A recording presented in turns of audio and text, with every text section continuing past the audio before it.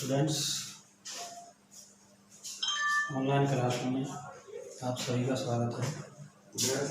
आज केमिस्ट्री में है तीनों के रासायनिक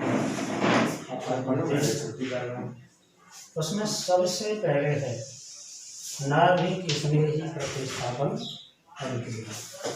नाभिक स्नेही प्रतिस्थापन अभिक्रियाएं किसे कहते हैं? तो देखिए यहाँ पे समीकरण से परिभाषा निकालते हैं। आर एक्स एल्किल हैलाइड पर में एक्स के माइनस आई प्रभाव के कारण, माइनस आई इफेक्ट आपने 11वीं क्लास में पढ़ा होगा। हाइड्रोजन परमाणु के माइनस आई इफेक्ट के कारण, माइनस आई इफेक्ट के कारण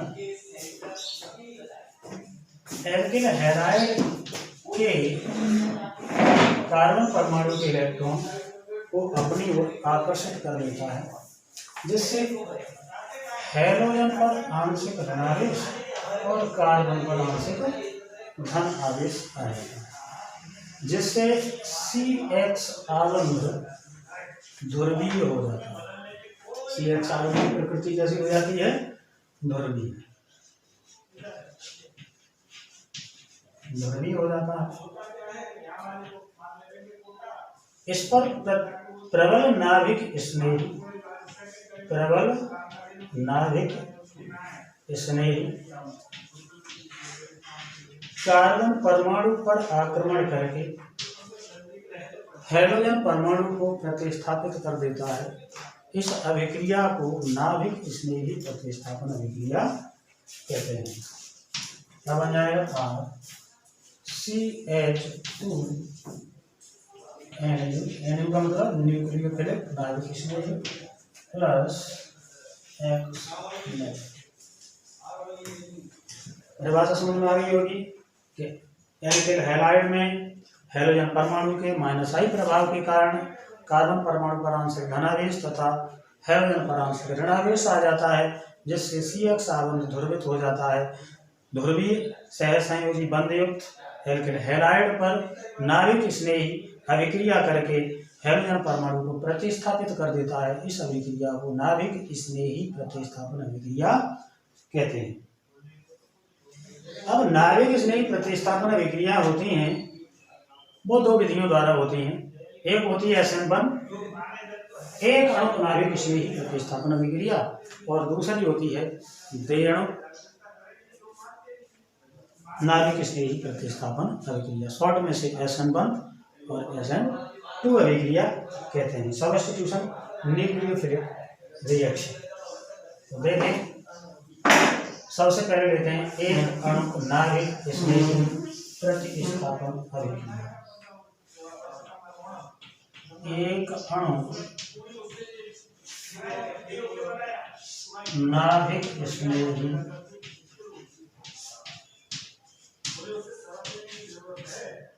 प्रतिस्थापन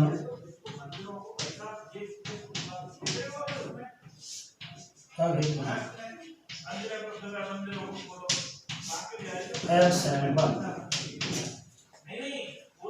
एक अणु नाभिक स्नेही प्रतिस्थापन अभिक्रिया तो होती है, वो दो पद में होती है। दो पद में होती है। पहले पद में कार्बोकैटायन तथा मध्यवर्ती हैलाइड आयन बनता है, और दो पद में होगी RX एल्किल हैलाइड। पहले पद में क्या बनेगा? R पॉजिटिव और X नेगेटिव। तो प्रथम पद में कार्बोकैटायन और क्या बनता है? मध्यवर्ती हैलाइड। ये कहलाएगा मध्यवर्ती, ये कहलाएगा कार्बोकैटायन।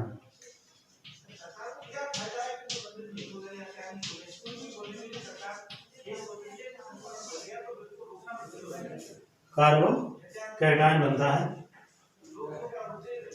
अभिक्रिया केवल यहाँ पर एल्किल हैलाइड की सांद्रता पर निर्भर करती है।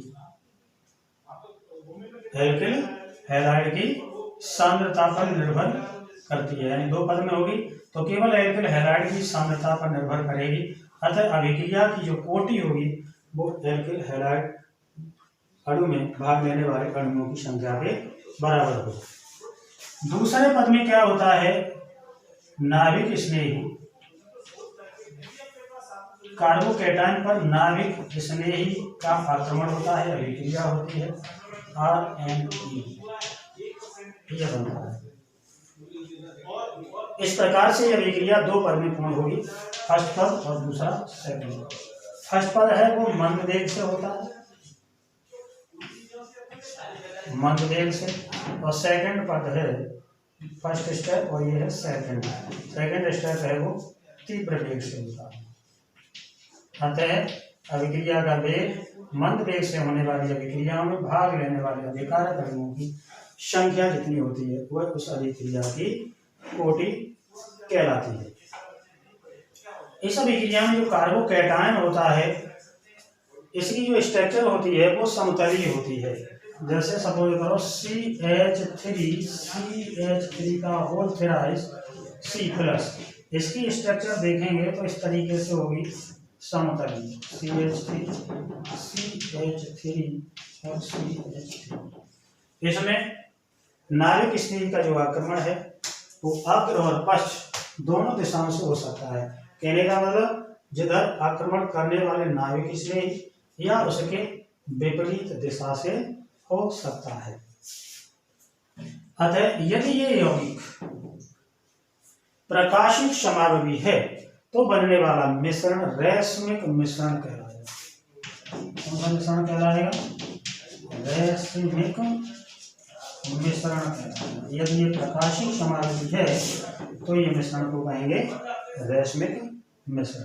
तो इसमें नाभिक स्नेही का जो आक्रमण है वो दोनों दिशाओं से हो सकता है, यानी आक्रमण करने वाले नाभिक स्नेही या उसके पश्च दिशा से हो सकता है। अब तीसरी बात ये आती है कि इसमें कार्बोकैटायन का जो स्थायित्व है वो कैसा होगा। तो 3 डिग्री कार्बोकैटायन का जो स्थायित्व है, कार्बोकैटायन का स्थायित्व, कार्बोकैटायन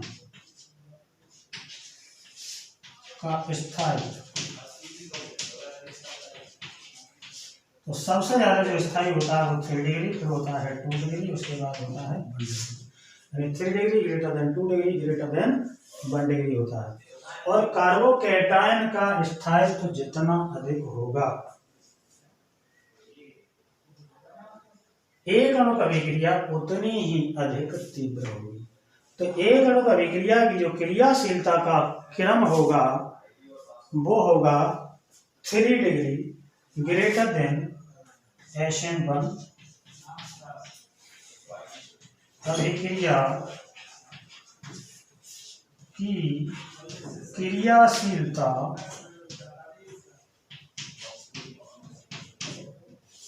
का क्रम। तो क्रम क्या होगा? 3 डिग्री ग्रेटर देन 2 डिग्री और ग्रेटर 1 डिग्री होगा। अब देखते हैं 3 डिग्री में।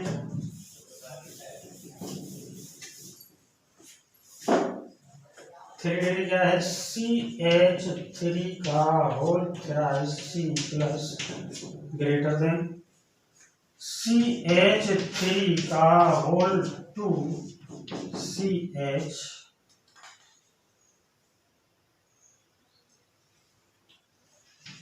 प्लस दूसरा होगा CH3 तो यहाँ सबसे जो ज्यादा स्थायित्व है वो 3 डिग्री का है, उसके बाद 2 डिग्री का है और उसके बाद 1 डिग्री का है। अतः क्रियाशीलता का जो क्रम होगा वो होगा तृतीयक मेथिल कार्बोकैटायन या तृतीयक ब्यूटिल कार्बोकैटायन, ये होगा द्वितीयक प्रोपिल कार्बोकैटायन और ये एथिल कार्बोकैटायन का क्रम होगा इसकी क्रियाशीलता का। तो यहाँ पर ये चीज पूछी जाती है यहाँ पर कि इसकी जो क्रियाशीलता का क्रम है वो क्या होगा, या इस तरीके से। इसके बाद अगला टॉपिक आता है इसमें उदाहरण ले लेते हैं, जैसे CH3 तृतीय मेथिल हैलाइड ले लेते हैं।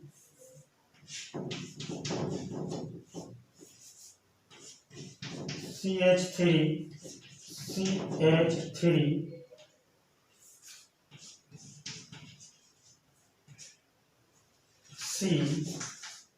CHCl यहाँ अभिक्रिया करते हैं KOH। अब KOH में नाभिक स्नेही कौन सा है? तो नाभिक स्नेही को यहाँ पे दो भागों में तोड़ देते हैं। KOH इसमें टूट जाएगा, K पॉजिटिव और OH नेगेटिव। यहाँ पर जो OH है वो नाभिक स्नेही का कार्य करेगा। तो यहाँ अभिक्रिया किससे होगी? OH से होगी। दोनों एक पद में होंगी, एक साथ होगी। इसका टूटना, इसका जुड़ना एक साथ ही होता है। तो पहले इसमें से ये भी टूट जाएगा और ये हो जाएगा CH3 और C। यहाँ बन जाएगा कार्बोकेटन और प्लस हो जाएगा Cl। अब ये दोनों, तो फर्स्ट पद तो ये हो गया, नहीं फर्स्ट पद ये हो गया और सेकंड पद ये होगा, क्या होगा? CH3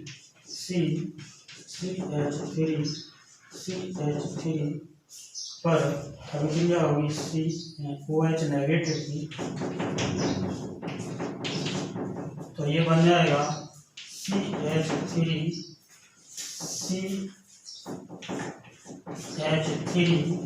और CH।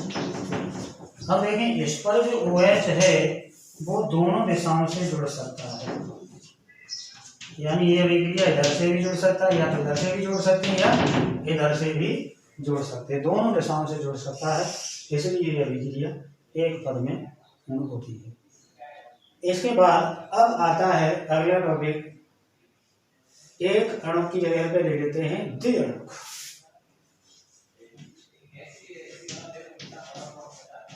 द्विअणुक नाभिक स्नेही प्रतिस्थापन अभिक्रिया।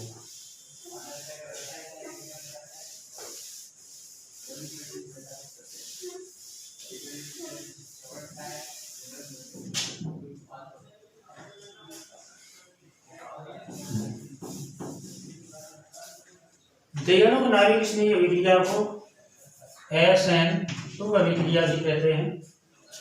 यह अभिक्रिया नंबर एक ही पद में पूर्ण होती है। एक अणुक अभिक्रिया जो थी SN1 वो होती थी दो पद में पूर्ण, और ये होती है एक पद में, यानी एक पद में पूर्ण होती है। एक पद में पूर्ण होती है। नंबर 2, इसमें कोई मध्यवर्ती नहीं बनता।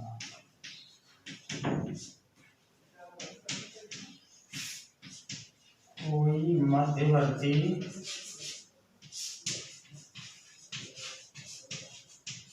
नहीं बनता,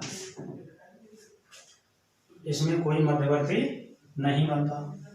तो देखते हैं अभिक्रिया एक पद में, CH3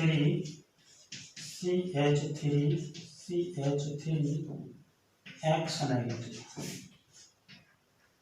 X प्लस N ले लेते हैं, N नेगेटिव। तो यह अभिक्रिया एक पद में पूर्ण होती है, इसमें कोई मध्यवर्ती नहीं बनता है। इसमें NU का जुड़ना, नाभिक स्नेही का जुड़ना और CX बंध का हटना, यानी X हाइड्रोजन परमाणु का प्रतिस्थापित होना, दोनों एक साथ एक पद में होता है। जैसे जैसे अभिक्रिया आगे की ओर प्रगति करती है, CX आबंध दुर्बल होता जाता है और NU तथा C के मध्य बंध बनना प्रारंभ होता है।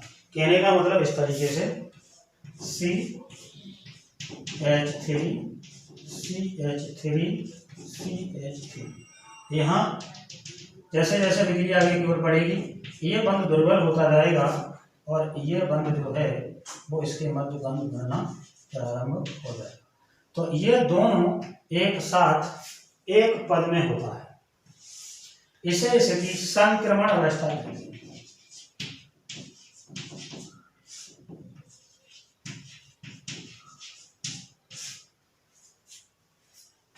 जैसे ही CX आबंध टूटता है, ठीक उसी प्रकार CX बंध टूटता है, ठीक उसी समय C और NU नाभिक स्नेह के मध्य बंध बनता है।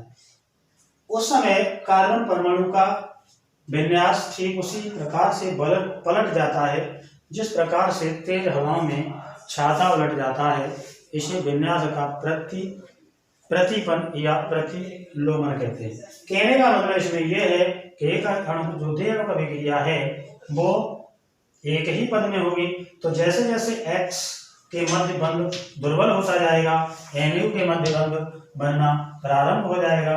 जैसे ही CX बंध टूटता है तो NU और C के मध्य में बंध बनना प्रारंभ होता है।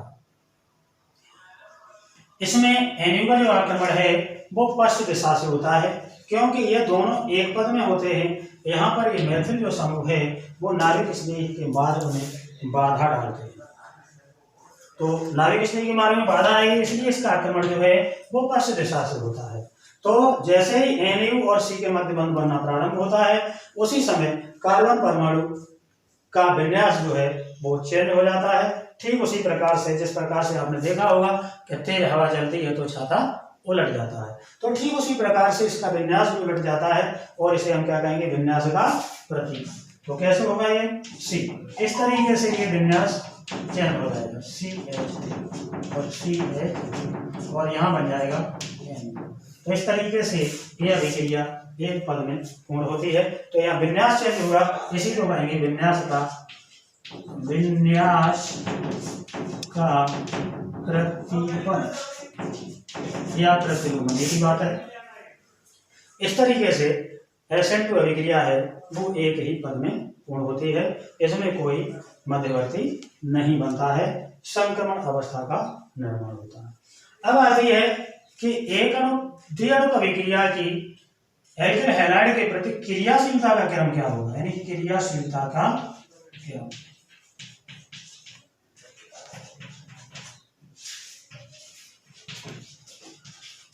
तो क्रियाशीलता का क्रम क्या होगा, तो आप देख रहे होंगे क्रियाशीलता का क्रम में कि यहां पर